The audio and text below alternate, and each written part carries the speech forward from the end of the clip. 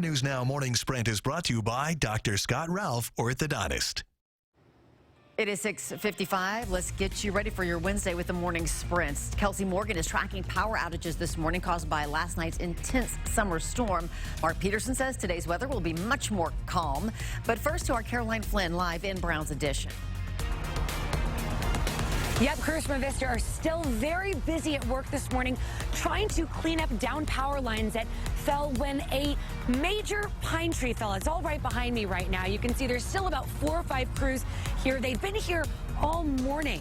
What's also interesting is this is right next to the Rose Hours, and as we've mentioned, there's a lot of power outages around the area. They too are experiencing that power outage. They haven't been able to open this morning. They said their coolers are complete wash, but the freezers they should be able to recover everything from.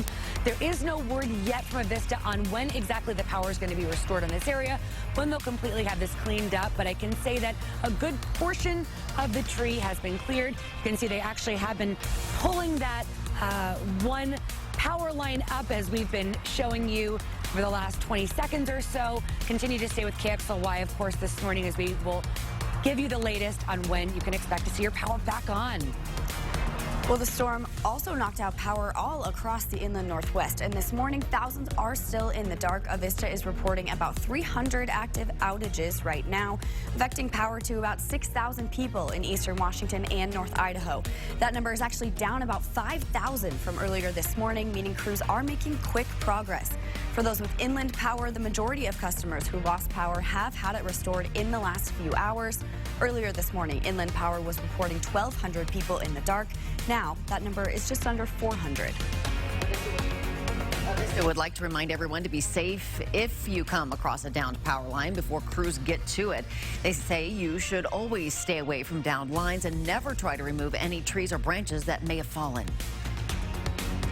Things are much better weather-wise. We'll show you the results of early morning showers continuing to move out. Satellite showing we have a clear sky, and we're going to keep that clear sky. We look at the 24-hour forecast, and the clouds over the Cascades even dissipate. That means we're going to have sunshine statewide. North Idaho is going to calm and cool throughout the day.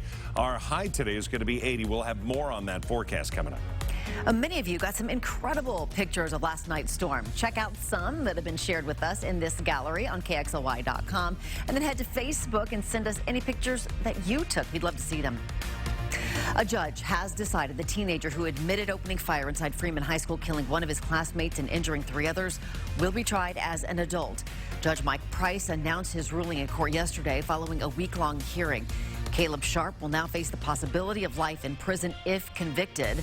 Had he been tried as a juvenile, he would have only faced a few years behind bars. Sharp will now return to court in August. Well, today, a burn ban goes into effect for all of Spokane County. That means no recreational burning is allowed until further notice. That includes campfires, fire bowls, fire pits, and any open burning of fields or yard waste. You can still use your barbecue or backyard fireplace if it has a chimney. If you don't obey this ban, you could be charged with a misdemeanor and fined up to $1,000. If you're not sure about what's allowed or what's not, before you burn, check this guide on KXLY.com. It has everything you need to know. Just search burn ban.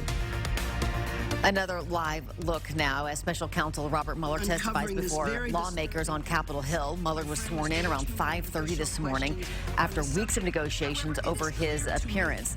Mueller did not want to testify but was compelled by a subpoena from Democrats. He's expected to testify for 5 hours in front of the House Judiciary Committee and then in front of the House Intelligence Committee. You can watch that hearing live all morning on KXLY.com. And coming up tomorrow on Good Morning Northwest, eat ice cream, help the kids at Sacred Heart Children's Hospital. It's easy to do on Miracle Treat Day at Dairy Queen. The only question I have, how many blizzards can Caroline Flynn carry back to the newsroom? We'll find out tomorrow morning on Good Morning Northwest.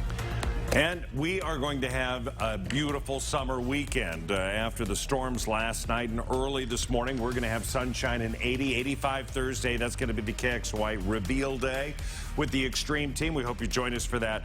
And then Friday, it's going to be 90 and sunny with mid-80s expected over the weekend.